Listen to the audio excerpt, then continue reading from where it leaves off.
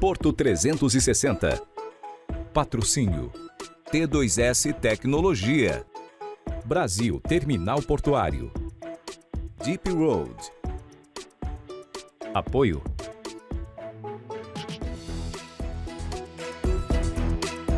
Apoio institucional.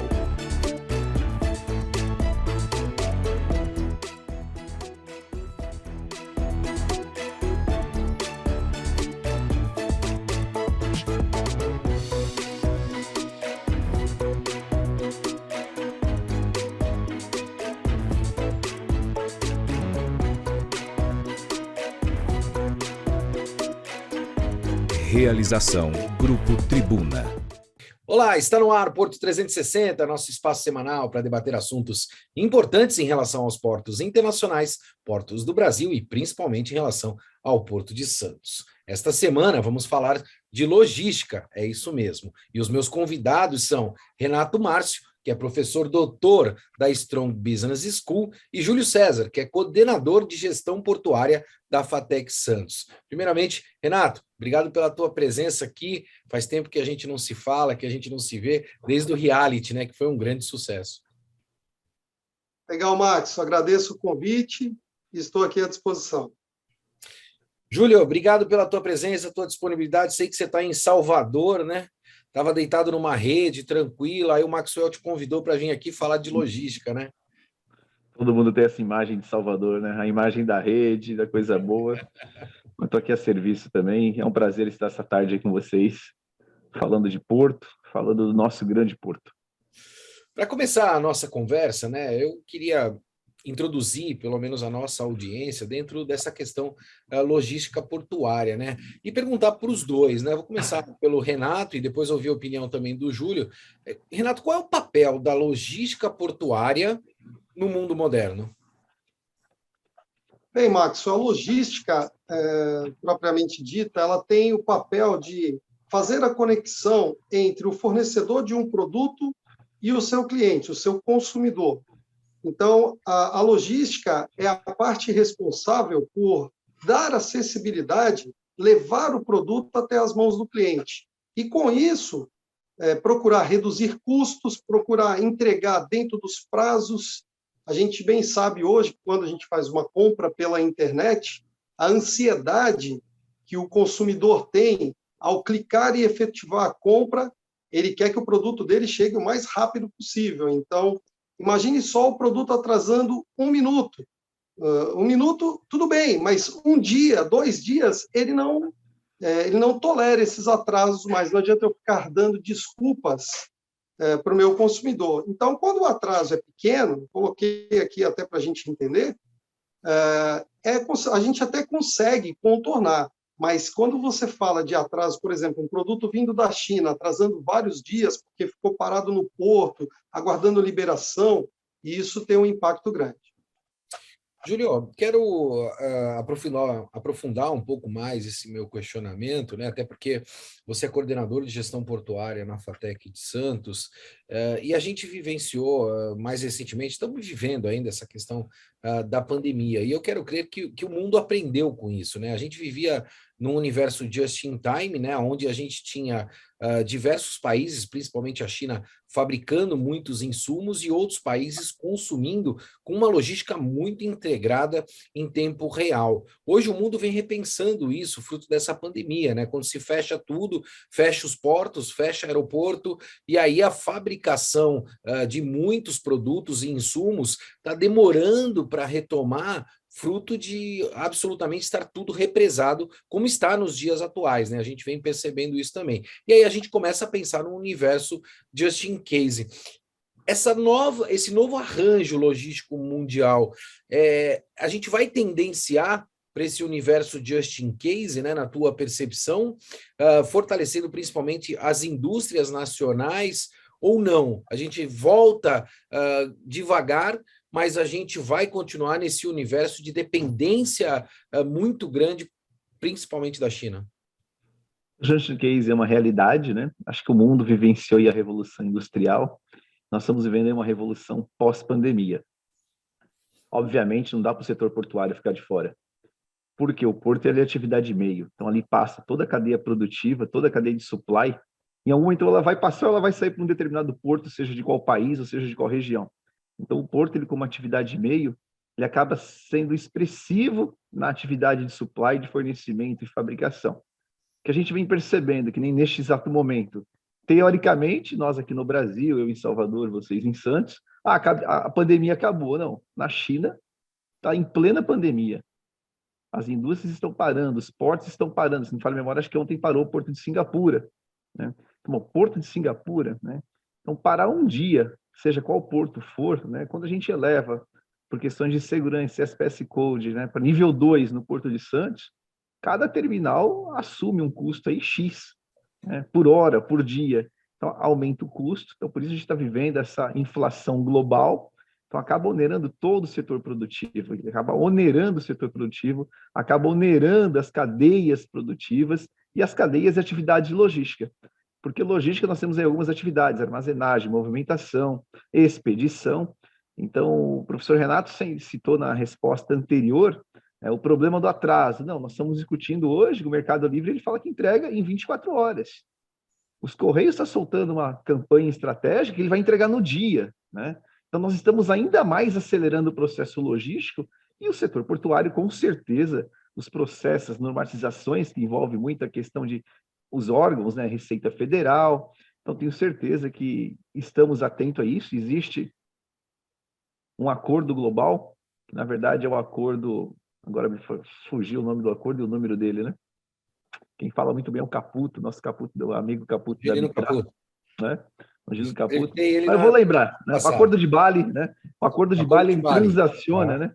Ele transaciona esses ideais nos seus artigos, no que ele versa do ideal, né? Então, nós estamos aí reformulando e modernizando o ideal para uma logística melhor. Obviamente, a logística portuária e a aeroportuária também estará dentro desse contexto, dentro dessa ordem mundial, que eu não diria que ela é nova, ela está sendo inovada neste momento, pós-pandemia. Eu quero aprofundar um pouco mais esse tema com os dois, porque eu acho que é extremamente importante nesse momento que a gente está vivendo, né? O Renato comentou em relação ao atraso, né? E o Júlio ainda foi lá e enfatizou a questão do atraso, mas eu estou muito mais preocupado com a falta, né? A gente está percebendo hoje a falta de insumos, por exemplo, insumos de componentes eletrônicos que são fabricados na China. E a gente tem uma alta dependência, agora estou falando aqui de Brasil, desses insumos, né? A gente importa muito esses insumos pela nossa indústria estar completamente sucateada aqui dentro do nosso país. E o nosso comércio exterior, ele está baseado em importar produtos acabados e exportar commodities, né? Então, nós temos ainda essa alta dependência. E aí vai o meu questionamento para os dois. Não está no momento para que a gente comece a pensar, eu falo começar a pensar porque ninguém ainda está pensando nisso, em fortalecer a relação porto-indústria e necessariamente o Brasil se tornar mais competitivo nesse sentido, gerando também mais empregos para que a gente possa passar por este momento inflacionário de uma maneira um pouco melhor? Faz sentido essa minha afirmação, Renato? Max, sem dúvida, esse seu questionamento ele é muito oportuno até para o momento que nós estamos passando aí, pensando até mesmo numa desestatização aí da administração portuária.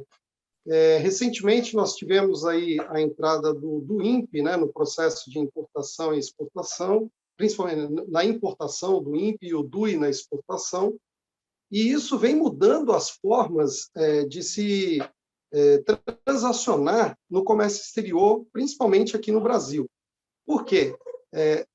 Quando você fala sobre porto-indústria, esse é um modelo já muito comum em portos fora do país aqui, né? Na Europa, é muito comum ver, por exemplo, Porto de Antuérpia, ele já tem todo um modelo estruturado para porto-indústria.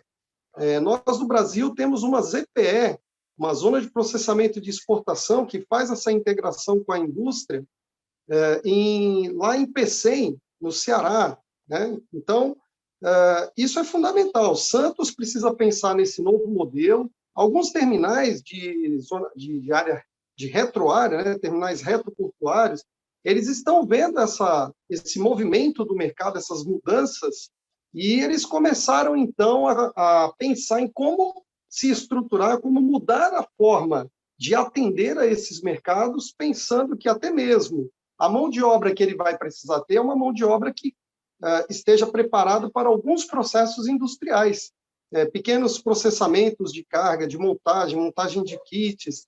Vamos pensar assim, uma empresa que precisa entregar um computador para o mercado, ela pode mandar aqui para o Porto de Santos os vários componentes de um computador e esse computador ser montado numa retroárea com mão de obra especializada nisso. Então, é fundamental a gente ter esse pensamento desse novo modelo de porto-indústria, porque esse é o futuro, Max. Esse é o que a gente vê em muitos portos lá fora e no Brasil a gente espera que isso chegue muito rápido também. Júlio, você comentou em relação ao processo inflacionário, né? Todo mundo está vivendo isso atualmente.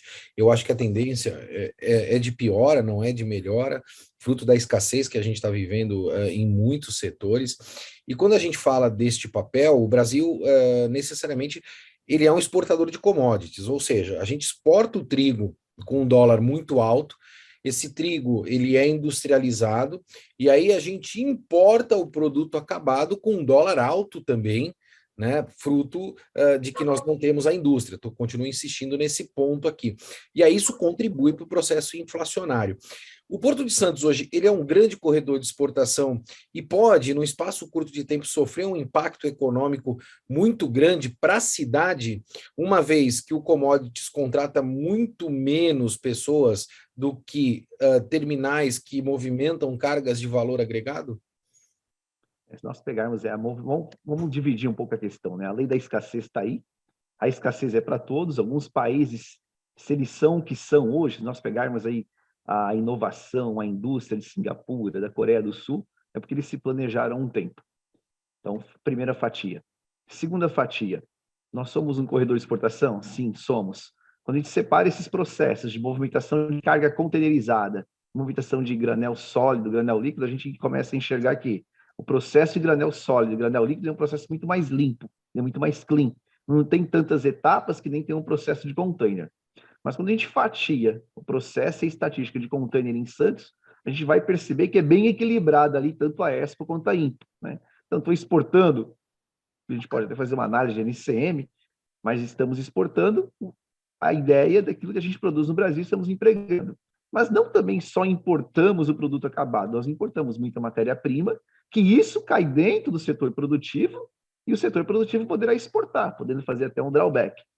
O que a gente precisava era de políticas fortes a nível estadual e a nível federal. Não vou colocar só governo federal na fatia, nem só o governo estadual, tem que estar ambos juntos. Que nem no estado de São Paulo, se nós conversarmos, acho que com a Secretaria de Desenvolvimento Econômico, o último número aqui, que é um número aí recente, de 6 meses atrás, nós temos 50 APLs. Então, nós temos 50 arranjos produtivos. Então, São José do Rio Preto é pedra preciosa, São José dos Campos é indústria aviônica, Taubaté é mel e tecnologia, né? Diadema, cosmético, Americana, semijoias, Birigui, calçado infantil, Jaú, calçado feminino, Franca, calçado masculino, os bordados de Bitinga. Então, assim, são 50 PLs que estão aí. Nós somos uma PL, a Baixada Santista, legislado, né, uma PL de logística. Então, o que a gente precisava era fomentar essas atividades, esses setores produtivos, independente se é indústria, se é serviço, para que nós tenhamos um resultado na balança comercial brasileira. Somos um estado forte? Sim, somos. Mas se nós analisarmos, o estado de São Paulo ele é deficitário na balança comercial. Por quê? Estados quanto Mato Grosso, Paraná, Rio Grande do Sul, eles estão superavitários, mas justamente porque eles estão trabalhando com o nosso corredor de exportação, às vezes. Óbvio. Nem tudo cabe em Paranaguá, nem tudo sai para o Rio Grande, acaba saindo pelo principal porto do país, né? Claro. Então a gente começa a entender que isso é uma integração, parece que os portos estão integrados, mas parece que o setor industrial não está tão integrado, ele está fatiado, né? Que nem eu conheci recentemente, fiquei o convite para o Maxwell, em Salvador, às vezes a gente acaba desprezando um pouco os estados vizinhos, né? Mas a Bahia é um estado enorme, né?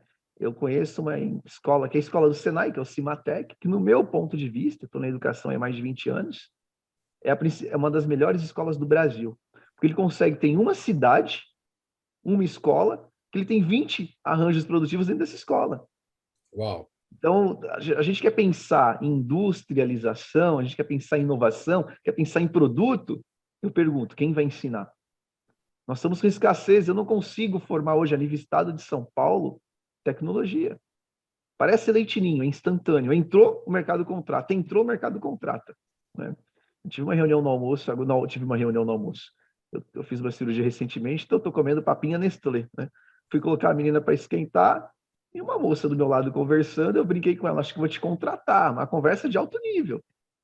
Eu acabei quase virando funcionário dela, porque ela tem 20 anos, trancou o curso de medicina e montou um negocinho de marketing digital. Ela está faturando 20 milhões por mês. Olha a inovação.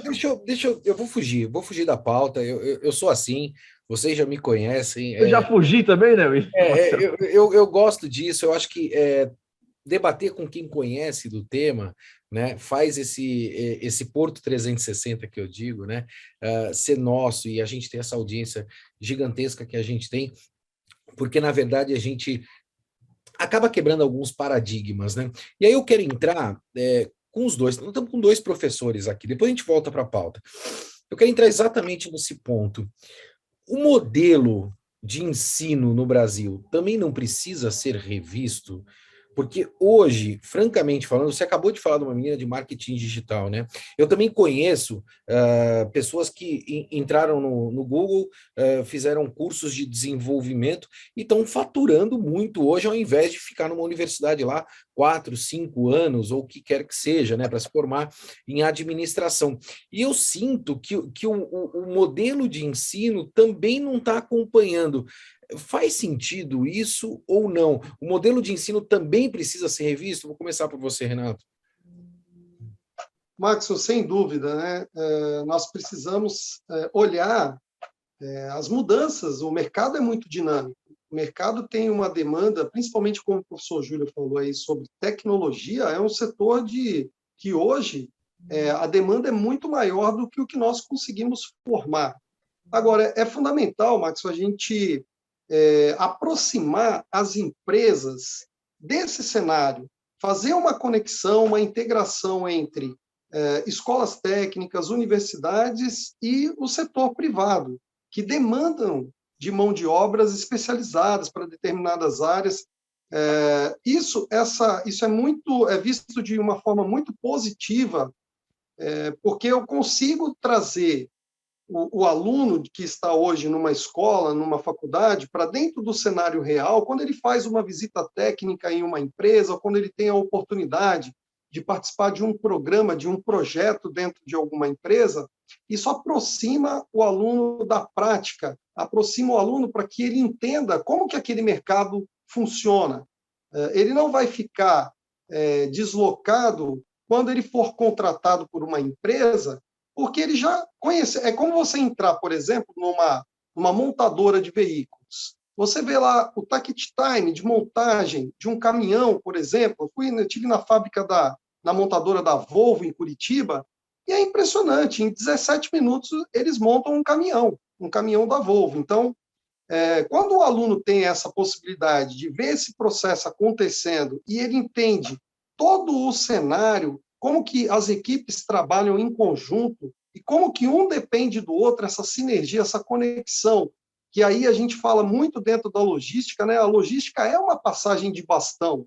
Você entrega o produto para um próximo que está ali, um próximo elo da cadeia, que vai dar sequência até passar por um porto, chegar em outro país. Então, é fundamental essa integração entre empresas e a mão de obra que está sendo formada. Precisamos, sim, Max, rever como nós estamos ensinando, né, esse nosso modelo de ensino. Júlio, eu quero estender a pergunta para você também, mas eu queria colocar mais uma pitada aí, se você me permitir, porque, na verdade, o papel da empresa é dar lucro. Né? No mundo capitalista no qual a gente vive, muitas vezes eu vejo que o Brasil tem a cultura de imputar a responsabilidade de inúmeras situações e condições nas empresa. costas das empresas, né? Então, diz assim, não, a empresa precisa ver isso, a empresa precisa... Não, a empresa precisa dar lucro. Se a empresa não der lucro, ela não gera emprego, ela não movimenta carga e ela não dá continuidade nas suas operações. E no meu entendimento particular, a gente tem uma transformação digital gigantesca acontecendo e o ensino não conseguiu acompanhar essa transformação que a gente está vivenciando, principalmente nesse mundo disruptivo, né? Então, pós-pandemia, eu tive mais recentemente numa reunião numa empresa de tecnologia, eu coloquei um paletó, coloquei uma calça, um camisão, e quando eu cheguei lá, eu parecia um ET, porque, na verdade, estavam todos de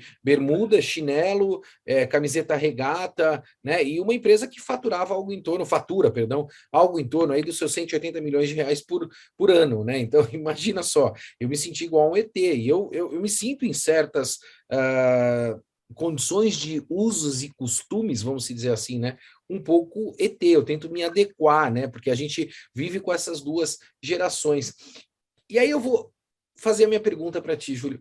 Qual é o desafio que a gente tem, não só educacional, né, mas também deste universo de transformação digital dentro do setor portuário e também no setor logístico do Brasil? Bom, tá aí o desafio lançado, né? Eu participei da criação da Universidade Corporativa da Infraero, né? Então, hoje, muitos grupos vêm se tornando a Universidade Corporativa do McDonald's, de Barueri, da Infraero, dos Correios, está sendo montada. Então, esse é um caminho. Voltando um pouquinho, na primeira pergunta que o senhor fez ao Renato, existem alguns modelos que estão sendo testados. Então, a gente está testando, sim, pelo governo do estado de São Paulo, junto com o Centro Paula Souza. Nós temos, acho que, 8 programas acelerando esse conhecimento, né? Tem o PITEC, que agora está vindo meio mesclado dos Estados Unidos com a Europa, onde a gente pega o jovem com 15 anos, ele faz ensino médio, ensino técnico e ensino superior. Só que desse ensino médio, técnico, superior, a gente entrega ele com 20 anos formado e ele com 200 horas de conhecimento dentro da empresa. Então, a Volkswagen está com a gente, a IBM está com a gente. Outro programa é o programa Minha Chance, que está com a gente, a Oracle, está com a gente, Google, Microsoft, Salesforce, formando muito rápido, em paralelo à faculdade para o ensino técnico, né? Os cursos são de 60, 80 horas e a gente não dá conta de formar no estado de São Paulo. Se eu formar 20 mil em um mês, os 20 mil estão empregados no mês seguinte, porque o mercado está muito dinâmico. Então, a gente vem sendo reformulado esse nível de conhecimento, de formação, na verdade. Agora, quando a gente fala em logística, quando a gente fala em porto, né, nós não temos... Qual é a escola portuária no Brasil? É Santos. Eu posso viajar para todos os portos do Brasil. Quando você vê um profissional diferenciado, ele passou por Santos. Então, a gente percebe que Santos é o celeiro do ensino e da aprendizagem prática profissional na área portuária. E falta, na verdade, curso de gestão portuária no Brasil. Nós estamos em 2022, o único curso de gestão portuária público no Brasil é o da FATEC Santos. Não deveria ser o único, deveria ser uma centena. Agora, como que o mercado reage? Até porque para ensinar a gestão portuária vai faltar professor em algumas áreas do país. Em Santos a gente tem dificuldade, até porque adoraria ter o professor Marcelo Patrício da Santos Brasil no meu corpo docente. O conheço, amigo, excelente profissional, mas não consegue conciliar a parte profissional com a parte acadêmica. A parte acadêmica tem uma vocação, tem que ter uma dedicação, tem que ensinar. Então, nós estamos aprendendo e reaprendendo a cada dia a entender o mercado, mas hoje eu posso garantir para vocês que o mercado está muito mais próximo do ensino público, né? Antes era um de costa para o outro. Hoje o mercado já está junto. Para você ter uma ideia, nós conseguimos fazer um convênio aí com esse AMS, com o Articulado Médio Superior, com a SPA, né, a Autoridade Portuária de Santos, com o Grupo Cesare, né, pela Universidade Corporativa Cesare. Então, vem aí já uma nova formação, eles estão chegando na FATEC agora, é a primeira turma, eles já fizeram ensino médio e técnico, só vão ficar 2 anos e já saem como ensino superior. Então, acho que é uma mão de obra nova. Agora, nós precisamos também entender um pouco da legislação. Quando que nós teremos quando que o Porto vai dar oportunidade para os jovens? Se nós pensarmos que o modelo que surgiu a 8.630, veio a 2.115, mas não entrou nenhum estivador novo em Santos. Nós temos o estivador mais velho do Brasil. Mais velho? Ok. Mais experiente? Também. Mas em algum momento essa produtividade e eficiência ela começa a entrar em choque. Será que não está na hora de nós pegarmos as experiências que nós temos na estiva, nos sindicatos, nas empresas, e começar a ensinar o jovem. Porque, por mais que a empresa tenha que dar lucro, ela também está dentro de um contexto social. E o principal ativo social dela são as pessoas que trabalham e moram no redor. Então, não adianta ser uma mega empresa e o redor está todo danificado. Então, essa construção do desenvolvimento social se faz em conjunto, Estado, empresa e sociedade. Concordo com você, Júlio. Eu acho que realmente é um assunto, é um tema que a gente precisa ter uma grande preocupação, principalmente porque a gente percebe, né, que o setor portuário, eu já comentei isso em outras oportunidades, está envelhecendo, as grandes lideranças também estão envelhecendo, e a gente não está construindo novas lideranças. Até porque eu falo que o setor portuário sempre foi muito feudal, né? A gente tinha muitos feudos, né? E as pessoas tinham muita preocupação de tratar de certas questões, né? Porque necessariamente, Júlio, a gente percebia que o setor portuário ele crescia fruto de ineficiência. Hoje não, ele cresce fruto de oportunidades. Existem muitas oportunidades, né? Por exemplo, a gente está falando aqui de logística e a gente ainda não conseguiu resolver o problema da malha ferroviária na margem direita, né? A gente não tem uma pera ferroviária na malha direita aqui, na margem direita, perdão. A gente não tem um aeroporto próximo do maior porto da América Latina. O aeroporto mais próximo é o de Congonhas, que na verdade é um aeroporto doméstico, né? Não é nem um aeroporto internacional. Então a gente tem uma série de dificuldades, mas infelizmente, a gente chegou ao final do nosso programa. Eu quero falar para os dois que a gente parou na primeira pergunta, tá? Então, eu quero deixar aqui para a nossa audiência, para o próximo programa, como a tecnologia pode auxiliar a logística portuária e que mudanças ela pode provocar, qual a sua visão sobre a integração dos modais para melhorar o atendimento ao escoamento de cargas no Porto de Santos, qual a participação dos portos secos na logística portuária. Você acredita que a implantação de um aeroporto em Santos vai contribuir com a logística portuária? O Porto de Santos está preparado para os desafios logísticos para atender a aceleração do consumo mundial? E, por fim, como a cadeia produtiva afeta as operações portuárias? Isso foi só o que ficou para trás da pauta. Dá para falar 24 horas aí. 24 horas. Eu ia entrar como exemplo o Porto de Rotterdam, né, Bélgica. Na minha opinião, Rotterdam é uma das cidades mais modernas da Europa.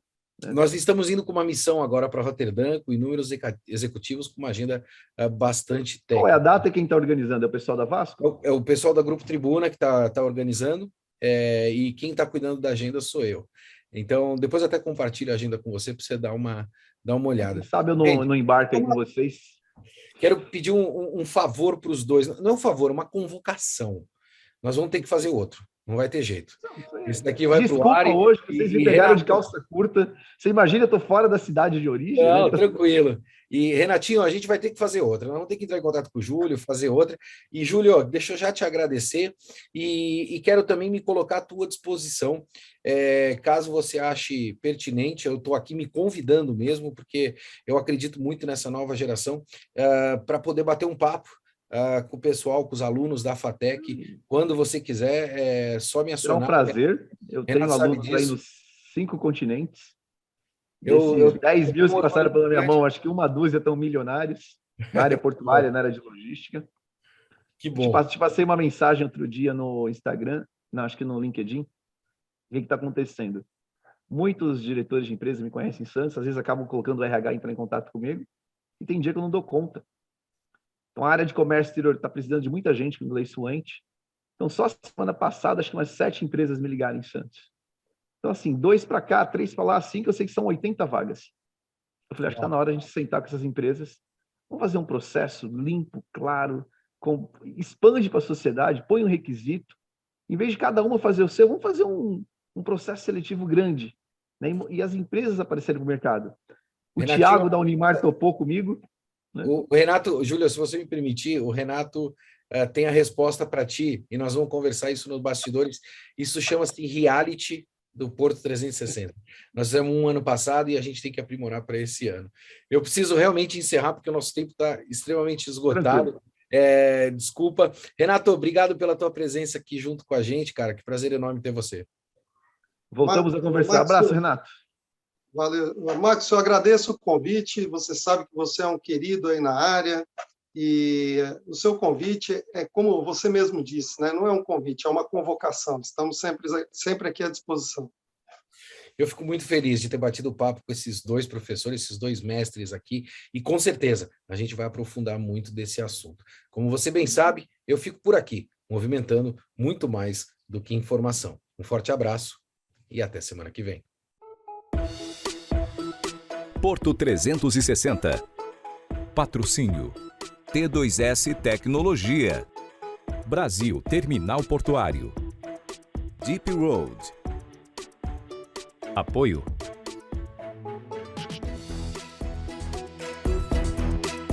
Apoio institucional.